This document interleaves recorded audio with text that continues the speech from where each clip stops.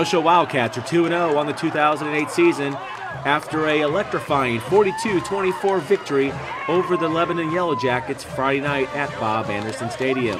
Neosho was down 14-0 early in the first half, but rallied to tie the game before halftime, 14-14. Neosho went on to take control in the second half behind the play of quarterbacks Alex Wise and Kyle Dickens. The Wildcats are now 2-0 in Coach Sean Flanagan's first year at the helm of the Wildcats. Let's hear what two Neosho players and Coach Flanagan had to say after the big win. We were down. We came out and Coach is like, "You guys are not playing to your potential at all." We had a lot of mistakes, jumping off sides, everything. But I think we were down because it was fear and unknown. And that was our first time playing, but we locked it in and we did what we had to do. Kyle, talk about that drive there in the second half. I mean, obviously you got the call. You know, I think you had 55 yards in that drive. Just kind of what was working for you there?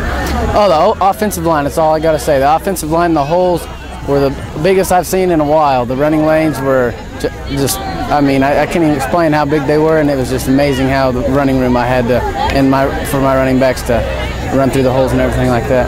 2-0. Hey, it feels good. It does feel good, man. Feels good. Congratulations. You know, there's plenty of times in this game you guys could have rolled over and basically let up.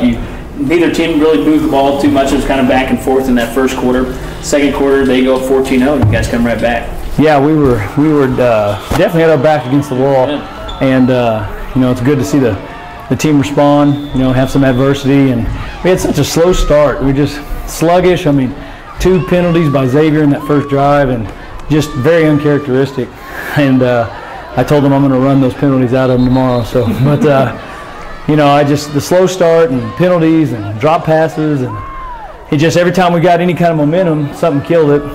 And it was good to see him be able to bounce back and fight through the adversity. And you know, I mean, came out in the second half just on fire, and that was great to see. Well, you guys had, like you said, you had plenty of adversity throughout the whole game. One time you're down, 4th down and goal at the 2-yard line, you guys hold them. And that's pretty big. You know, that's something you like to see out of your defense, who, by the way, faced a pretty talented offense here tonight. Yeah, our defense is outstanding. You know, everyone wants to talk about the offense. Our defense right there is, you know, that old adage rings true. Offense wins the game, defense wins championships. And, you know, our defense held and gave our offense the opportunity to finish it off. And, you know, I was just proud of all those guys. You know, the defensive and offensive line played a heck of a game, both sides of the ball. And I've told them I'll keep saying it till we're in the Dome in November. Hopefully we'll be able to get there. And, you know, what we win will be because of those guys on both sides. Well, Addison, you made some moves before the game started that Addison Rainwater started defensive end tonight for you.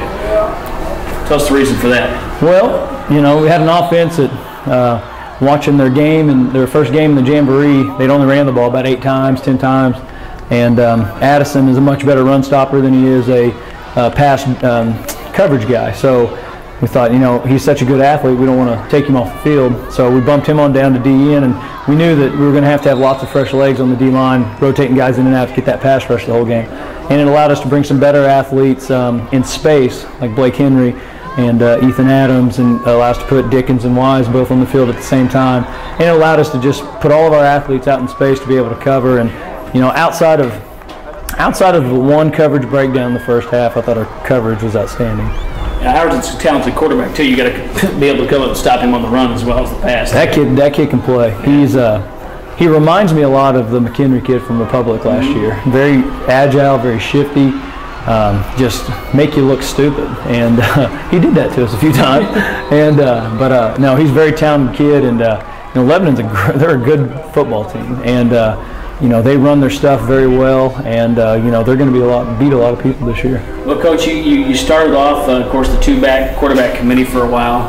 Alex kind of came in and he actually threw the ball probably a little better than Kyle here tonight, and it was a little more accurate, threw some touchdown passes, and then towards the end of the game, you pulled Kyle in and you ran the ball, and hey, hats off to you, man. That was a good call because Kyle ended up with 83 yards when he only had 13 going into that whole thing. Well, it was, you know, at that time when we left Alex in there, Alex was hot.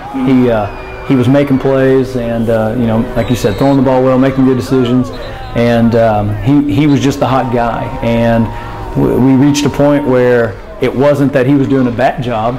It was we just felt it was a change. We just needed to have a change of pace, a little different guy in there. And I mean, Kyle stepped in, and I told him right before that drive that basically put us up 2 scores. I said, be the man. Take this team down, drive and put it in the end zone and put the game away. And he did. He answered the call and then came back again and did it a second time. So, both of our quarterbacks, hats off to them both. They complement each other so well. Alex a little bit more scrambler, a little bit crisper at the short game. Kyle better runner, a little bit better at the long game. If we could just mold them into one, we'd have a heck of a quarterback that would be a very dominating player.